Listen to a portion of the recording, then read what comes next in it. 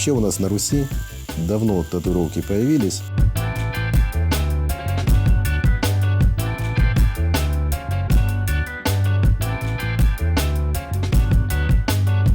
Иголочки прекрасно прям кладут краску.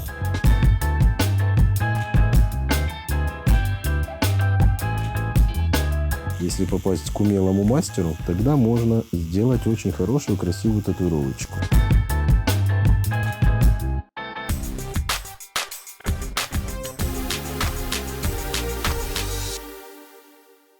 Всем привет, меня зовут Дмитрий Лысенко.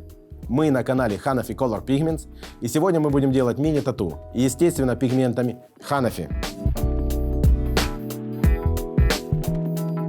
Дмитрий Лысенко – мастер перманентного макияжа со стажем работы 15 лет. Регулярно совершенствует свои навыки и старается привнести что-то новое в каждую работу. Сейчас его основной работой стало освоение волосковой техники бровей. Дмитрий любит, когда от него уходят, преобразившись. Обожает принимать участие в чемпионатах.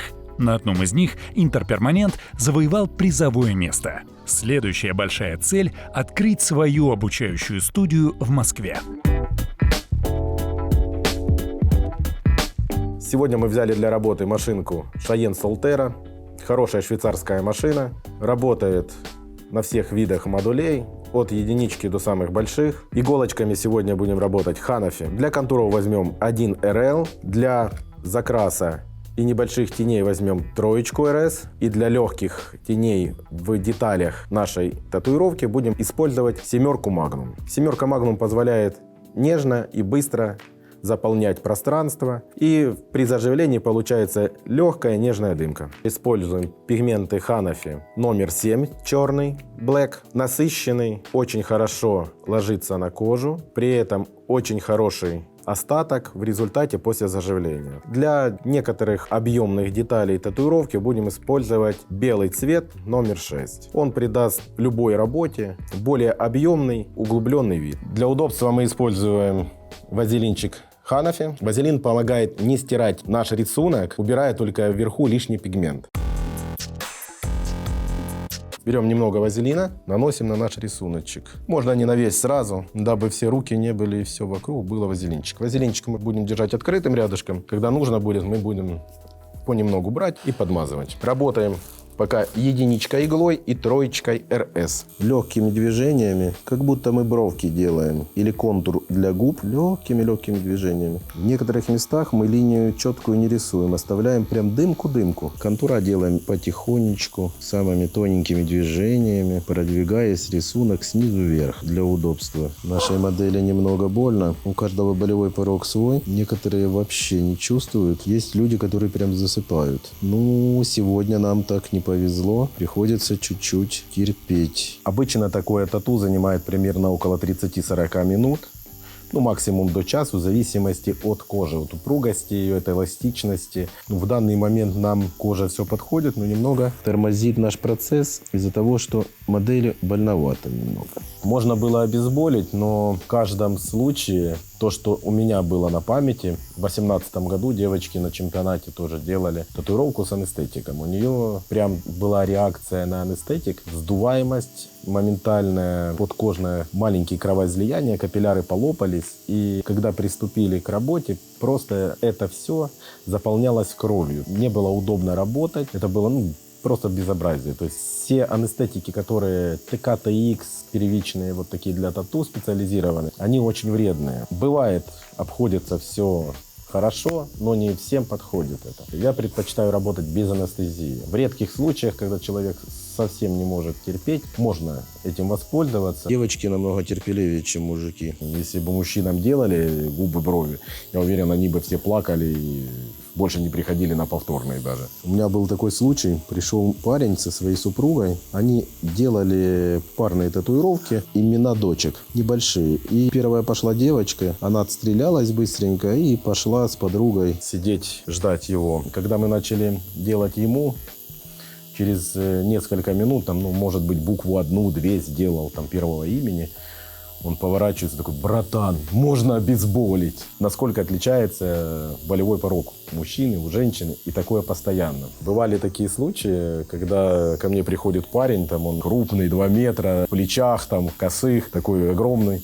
Тоже делал ему надпись, то ли переволновался, то ли такой всплеск адреналина был. Я с ним разговариваю, потом слышу, он замолчал резко. И через минуту брык просто упал и лежит. Я его не поднять не могу, ничего. То есть у человека бывает даже, как бы он ни выглядел, там, мужественно, крупно, все равно теряют сознание тоже, и болевой порог у всех разный. В этих случаях я всегда говорю: будь мужиком. Вообще у нас на Руси давно татуировки появились. Их делали как скифы, и варяги, и готы, и гуны делали. Все племена, которые приходили к нам, в принципе, у всех были татуировки. Но как татуировка такая постоянная у человека. В средние века, там, При Петре, при его отце были как наказание. То есть в основном клеймили, либо писали раб человеку на лбу, выжигали и ставили какие-нибудь клейма. Человек считался вещью, не имел ни права, ни голоса, ничего. И если он сбегал, то его можно было легко найти. Ну, если он попадался, его, конечно, тогда или казнили, или перепродавали еще в худшие куда-нибудь места, откуда он уже не мог убежать. Грубо говоря, на вечные работы или отработки. В 90-х годах, 80-х годах татуировка у нас была только у людей, кто служил в армии, ну и у людей, которые имели судимости, которые были в местах не столь отдаленных. Ну и опять же, это были такие татуировки примитивного характера. Сейчас татуировка — это как искусство. У меня всегда бывало такое. Там кто-нибудь звонит и говорит: наколки делаешь? Я говорю: не делаю. Ну ты же татуировщик. Я говорю: да, я делаю тату, но не наколки. Раньше наколки именно накалывались иглой, либо затачивали струну от гитары, в основном единичку, и ей делали либо вручную, либо на самодельной машинке. То из бритвы мастерил, то из моторчика. Были даже тату-трафареты. Готовый эскиз одним хлопком наносился, пробивалось много иголок. Говорили, это очень дико больно. Не все выдерживали это, многие теряли сознание. Но сейчас тату — это реально как искусство, это очень красиво. Если попасть к умелому мастеру, кто похвалит меня лучше всех, тот получит сладкую конфету. Тогда можно сделать очень хорошую, красивую татуировочку. Сейчас очень модно мини-тату. В многих салонах перманентного макияжа и студиях появились услуги мини-тату. Так что, кто захочет, будут желающие, звоните нам. Организуем обучение, курсы. В таких местах нужно очень аккуратненько проводить контура, потому что нельзя ни в коем случае заглубляться. Контур может поплыть. Легкими движениями проводим небольшую разметочку, потому что после того, как мы сотрем, можно это все повторить и довести до идеального контура. Главное сейчас, чтобы это все не смылось, стерлось. Мы это все вот такими легенькими движениями делаем. Я помню свою первую татуировку делал в 97 или 98 году себе, также сам. И после того все, я заболел. Сейчас мы поменяли иголочку с единички на троечку, и мы начинаем понемногу закрашивать нашу татуировочку, тушевать и накладывать тени. Не забываем пользоваться вазелинчиком. Он смягчает работу иголочки и легко стирается краска. Также, где нужно контур сделать толще, мы проходим по несколько раз на полмиллиметрика, просто увеличиваем толщину контура. Не забываем осторожно проводить иголочкой, не заглубившись ни в коем случае, чтобы носилась долго и с хорошим контуром, не ярким. Потому что если заглубиться, повторюсь опять, можно навредить татуировочке тем, что она просто расплывется. Иголочки прекрасно прям кладут краску, равномерно, приятно работать. Мы сейчас используем иглу троечку РС, то есть она не сведенная, а разведенная. Это иголка для теней. Для небольших, для мини-тату мы в некоторых местах закрашиваем, где нужно, либо ложим тени. Для теней много иголок используются. И раунды, и магнумы, флеты. Лайнером делается только контур. Ну, сейчас, конечно, есть много стилей, которые дотворк можно делать. Но в основном лайнер используется для контура исключительно. Сейчас мы будем работать еще магнумом и будем делать также небольшие тени, накладывать цветочки. Контурная работа у нас закончилась. Сейчас мы будем делать уже тени. В конце мы немного добавим беленького в наш рисуночек, чтобы его бодрить, так сказать, оживить. Ну и все. И будем отпускать модель по своим делам. Сейчас мы меняем иголку на Magnum.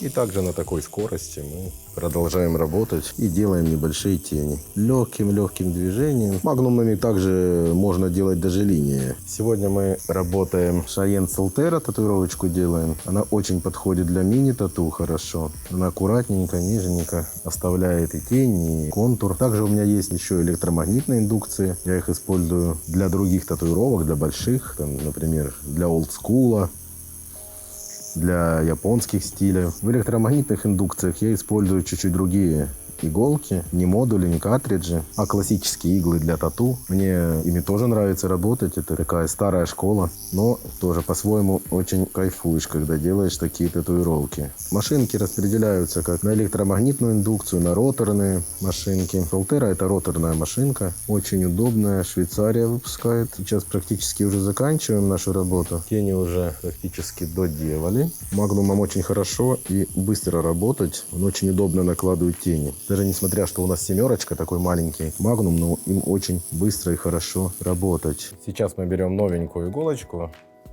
также 3 РС. Для некоторых белых частей мы будем работать также белой красочкой еще. И мы берем новую чистую иголочку.